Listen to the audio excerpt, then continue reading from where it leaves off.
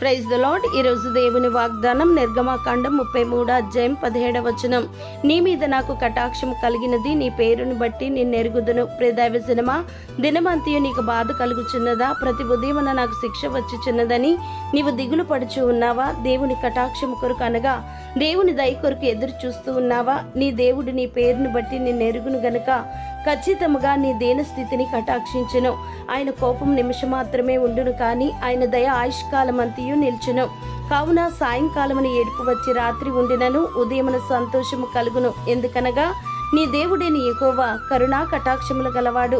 ఆయన ప్రేమించి ఆయన ఆజ్ఞలను అనుసరించి నడుచు వారిని కటాక్షించును కనుక నీవు బ్రతుకున్నట్లు దేవాది దేవుడు నిన్ను కటాక్షించి నీ పరిశుద్ధతను, భక్తిని, యథార్థతను కోల్పోకుండా నీ శ్రమలో కరుణా కటాక్షములన్నీ కిరీటముగా ధరింపజేయును. దేవుడు మిమ్మును దీవించునుగాక. ఆమేన్.